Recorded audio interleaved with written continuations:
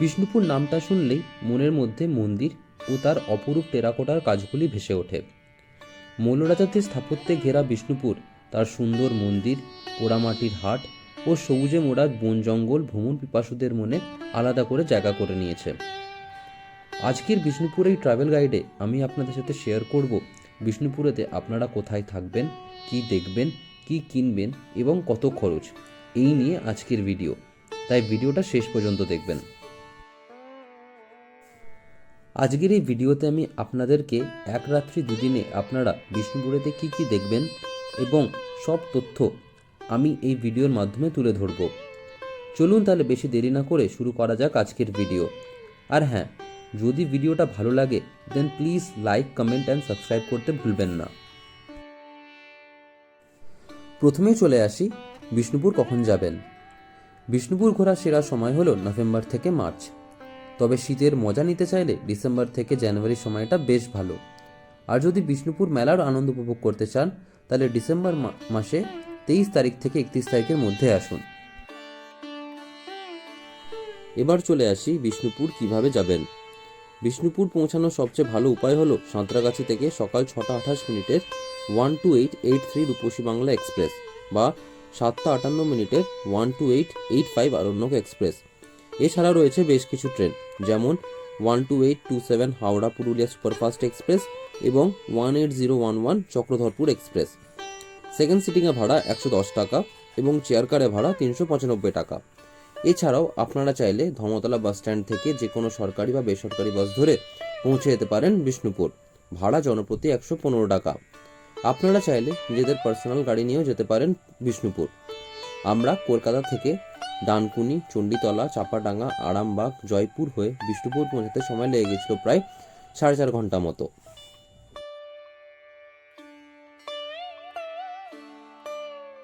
বিষ্ণুপুরেতে থাকবেন কোথায়? বিষ্ণুপুরেতে থাকার জন্য রয়েছে অনেক হোটেল, গেস্ট হাউস এবং লজ। আপনারা চাইলে বিষ্ণুপুর টাউনেও থাকতে পারেন। 1000 থেকে 2000 টাকার মধ্যে মাঝারি মানের হোটেল পেয়ে যাবেন। আমি বেশ কিছু হোটেলের ডিটেলস নিচের ডেসক্রিপশন বক্সে দিয়ে দিলাম। এছাড়াও জয়পুর জঙ্গলের পাশে রয়েছে অনেক রিসর্ট, আপনারা চাইলে ওইখানেও থাকতে পারেন। থাকা খাওয়া তো হলো, এবার চলুন তাহলে জেনে নিই বিষ্ণুপুরেতে কি কি দেখবেন। বিষ্ণুপুর ঘোরার জন্য বাস স্ট্যান্ড বা রেলওয়ে স্টেশন থেকে টোটো ভাড়া করে নিন। টোটো 500 থেকে 600 টাকার বিনিময়ে আপনাদেরকে বিষ্ণুপুরের সবকটা দর্শনীয় স্থানগুলি ঘুরে দেখাবে। সবার প্রথমে আমরা আমাদের বিষ্ণুপুর ভ্রমণ শুরু করলাম বিখ্যাত রাসমঞ্চ দিয়ে। ইটের কাঠামোর ওপর তৈরি রাসমঞ্চ এবং তার সামনে একটি সুন্দর বাগান। এইখানে ঢোকার জন্য লাগে এন্ট্রি ফিস। এই টিকিট দিয়ে আপনারা বিষ্ণুপুরের বাকি মন্দিরগুলো ঘুরে দেখে নিতে পারবেন, তাই যত্ন সহকারে টিকিটটা গুছিয়ে রাখবেন। রাসমঞ্চের ভেতরের অংশটি ঘুরে দেখতে বেশ ভালোই লাগে। তারপর আমরা চলে এলাম শ্যামরাই মন্দিরে। 1643 খ্রিস্টাব্দে মল্লরাজ রঘুনাথ সিংহ তৈরি করেন এই মন্দিরটি।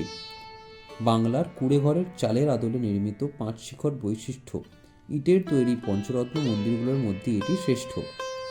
ওইখান থেকে আপনারা ঘুরে দেখে নিতে পারেন গুমঘর, পাথর দরজা এবং গড় দরজা। এরপর আমরা গেছিলাম লালজি মন্দির প্রাঙ্গণে। জায়গাটি বেশ সুন্দরভাবে সাজানো, সামনে বাগান জুড়ে ফুলের গাছ। দূর থেকে মন্দিরটি দেখতেও বেশ সুন্দর লাগে। শ্রী রাধিকা ও কৃষ্ণের আনন্দের জন্যে মল্লরাজ দ্বিতীয় বীরসিংহ মন্দিরটি নির্মাণ করেন। লালজি মন্দির দেখে আমরা চলে গেলাম রাধেশ্যাম মন্দিরে। লালজি মন্দিরের মতো রাধেশ্যাম মন্দিরটিও ঢালু ছাদের মধ্যভাগে একটি মাত্র শিখর। এরপর আমরা চলে এলাম পাশের জোড়বাংলো মন্দিরে। মন্দিরটি কেষ্টরায় মন্দির নামেও প্রচলিত। বাংলার দোচালা আকৃতির মন্দিরটি চালা দুটি ঢাল হয়ে মিশেছে এবং সেই ঢাল থেকে আর একটা চারচালা উঠে গেছে।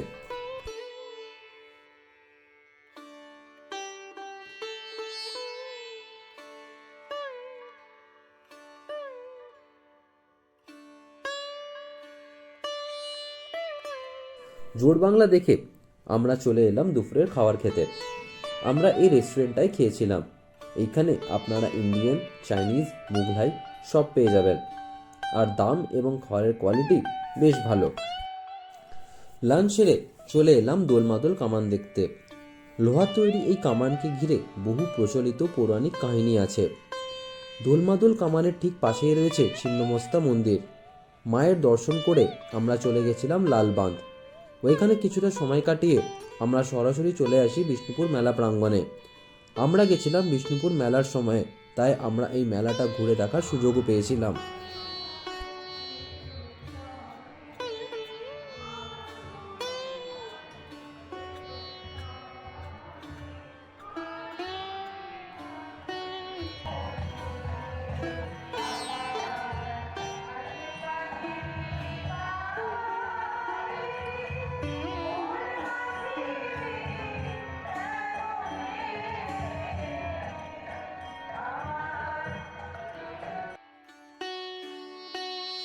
বিষ্ণুপুর মেলা ছাড়াও প্রত্যেক শনিবার দুপুর 1টা থেকে পোড়ামাটির হাট বসে, যেখানে আপনারা ঘর সাজানোর জন্য অনেক ধরনের পোড়ামাটির জিনিস পেয়ে যাবেন।